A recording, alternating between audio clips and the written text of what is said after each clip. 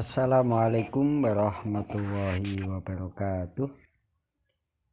Alhamdulillahirrahmanirrahim. Selamat bertemu kembali dalam pembelajaran agama Islam. Pada kesempatan kali ini Bapak akan menyampaikan tentang perilaku saja'ah.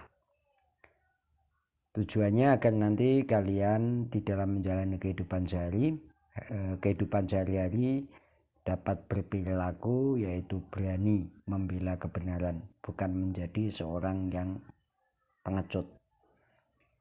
Pada materi saja'ah meliputi pengertian saja'ah, dalil nakli yang berkaitan dengan saja'ah, yaitu Quran Surat Al-Imran ayat 139, macam-macam saja'ah, kemudian penerapan sifat saja'ah dalam kehidupan sehari-hari.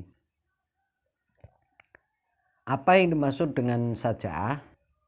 Secara bahasa saja'ah itu memiliki arti yang sangat banyak, ya.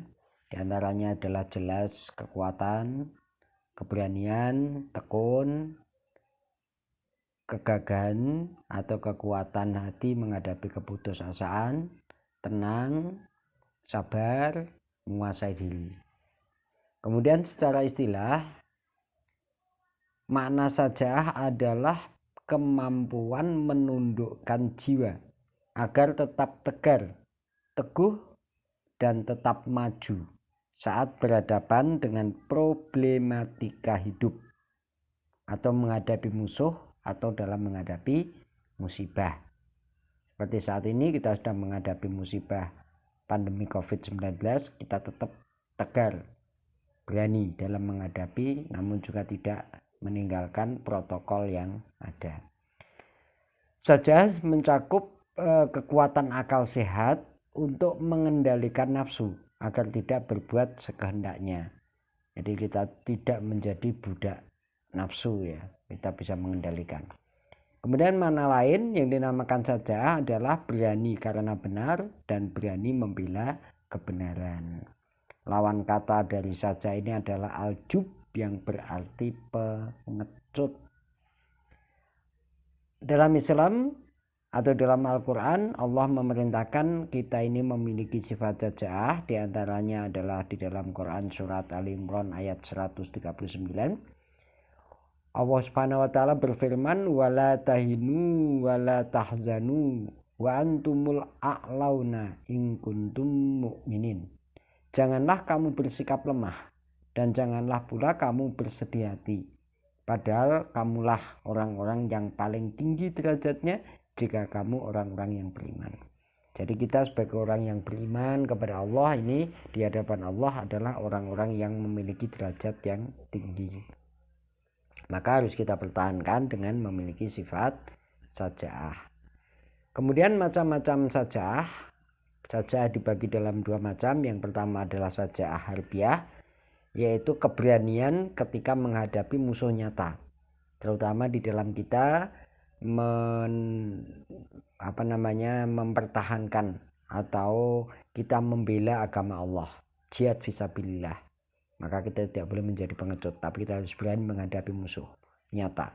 Kemudian saja'ah nafsiyah, nah ini yang tidak kelihatan, di mana kita harus berani untuk menentang nafsu kita. Kita diberi nafsu, tetapi kita harus bisa membatasi.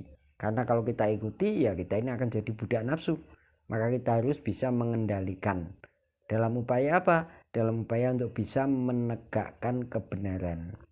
Misalnya saat kita menghadapi bahaya atau penderitaan atau dalam menegakkan kebenaran. Tantangan-tantangan ini pasti ada, tetapi kita harus bisa mengendalikan nafsu kita. Nah, sifat saja'ah ini akan muncul ketika orang itu memiliki keberanian untuk membenarkan yang benar dan berani pula mengingatkan yang salah. Jadi berani menegakkan kebenaran, berani mengatakan yang benar-benar, yang salah itu salah, atau biasa pula mengatakan apa adanya atau jujur. Berani membela hak milik, akal dan jiwa, serta kehormatan diri dan keluarga. Ini jadi ketika kita diinjak-injak harga diri kita, ya kita harus berani karena membela diri.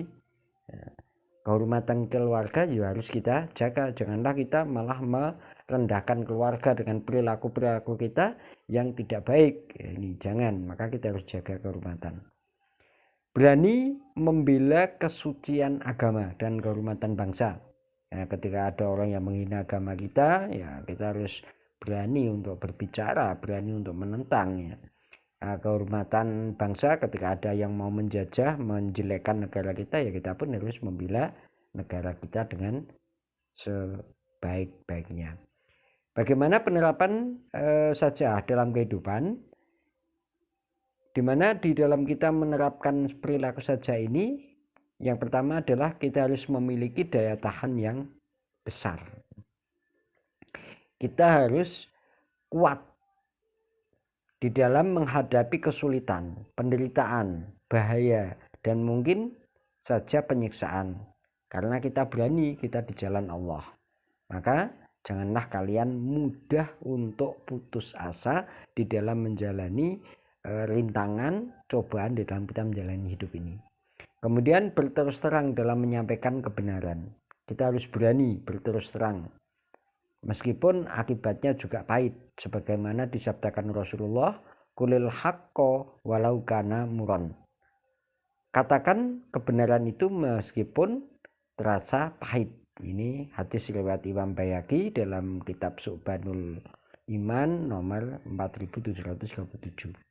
Apalagi kita menegakkan kebenaran di hadapan orang yang berkuasa, ya.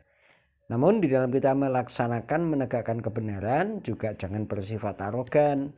Karena Islam memberikan satu tuntunan, kalau kita mau memberikan kebenaran, menegakkan kebenaran, ya harus dengan dilandasi kesantunan, kesopanan, dan memperhitungkan kemajmukan yang ada di berbagai bidang. Dicontohkan dalam sholat, kalau imamnya ada kekeliruan, maka kita diminta mengingatkan. Dengan cara apa? Dengan membaca tasbih. Subhanallah. Nah, maka imam akan tahu kesalahannya. Jangan sampai, Pak Imam salah. Nah, kalau kita bilang begitu, malah sholat kita juga malu ikut-ikut batal, ya. Kemudian memegang rahasia. Nah, ada privasi yang harus kita rahasiakan. Jangan sampai orang lain tahu, apalagi musuh kita tatkala kita menegakkan kebenaran. Kemudian mengakui kesalahan. Nah, ini satu sifat yang sulit untuk kita hadapi saat ini, karena biasanya orang itu takut mengatakan kalau dirinya itu salah. Berani mengatakan kalau hanya budaya di Lebaran saja. Kita silaturahim ke rumah orang tua, kita mungkin dalam bahasa Jawa bilang, Mbah ngaturaken sugeng riyadi, sedaya lepat nyuwun pangapunten. Sing mbahe jawab, iya le, aku sing tua okeh lupute. Lah di sini kan berbuat salah, tapi hanya Lebaran saja.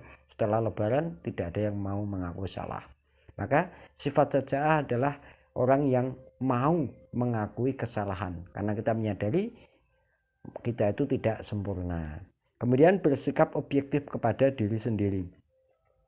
Ada orang yang sering memiliki sifat underestimasi, ya. Underestimasi, menganggap dirinya paling baik, menganggap dirinya paling pintar, menganggap dirinya paling kaya, paling berkuasa. Nah, sehingga muncullah sifat sombong. Dia tidak pernah merasa salah. Kemudian ada pula yang sebaliknya, yaitu underestimasi. Overestimasi kalau tadi, sekarang underestimasi. Menganggap dirinya itu bodoh, tidak bisa apa-apa, sehingga tidak memiliki kelebihan apa-apa. Nah, dua pandangan ini keliru. Yang benar adalah orang yang berani akan bersikap objektif terhadap dirinya, bahwa setiap diri memiliki sisi baik dan sisi buruk. Manusia tidak ada yang sempurna. Nah, dengan kita menyadari kelebihan dan kekurangan kita, maka kita bisa memanfaatkan kelebihan, kita maksimalkan, kekurangan berupaya kita kurangi dengan kita belajar dengan sebaik-baiknya. Sharing dengan orang lain, mengakui kelebihan orang lain. Janganlah kita merasa diri kita yang paling baik, paling pintar. Nanti kita akan menjadi orang yang tidak tidak mau belajar lagi karena sudah merasa paling baik. Kemudian menguasai diri saat marah. Jadi dalam konsep agama kita itu harus bisa mengendalikan diri kita atau mujahadatun nafs. Ketika kita marah, kita berhadapan dengan suatu permasalahan, jangan emosi yang kita kedepankan. Di mana Rasulullah ini bertanya kepada para sahabat, apakah yang kamu sebut dengan orang perkasa atau jagoan? Para sahabat menjawab, orang yang dengan mudah merobohkan lawannya. Namun Rasulullah tidak demikian. Bukan. Orang yang hebat atau perkasa adalah orang yang mampu menguasai dirinya saat marah. Hadis riwayat Muslim. Jadi maka kita harus bisa mengendalikan diri, jangan mudah marah. Ini penerapan dalam kehidupan sehari-hari. Sampai di sini dulu untuk pertemuan kali ini. Lebih lanjut, kalian bisa pelajari modul yang ada di modul umum pembelajaran Jagaratu. Pelajari dengan baik modul tersebut, di situ akan lebih lengkap materi yang bisa kalian dapatkan, baik dari segi penerapan yang lainnya. Pelajari dengan baik agar tujuannya kita ini memiliki sifat saja'ah. Kiranya itu yang dapat Bapak sampaikan dalam pertemuan kali ini. Kurang dan lebihnya Bapak mohon maaf ya. Akhirnya saya akhiri. Wassalamualaikum warahmatullahi wabarakatuh.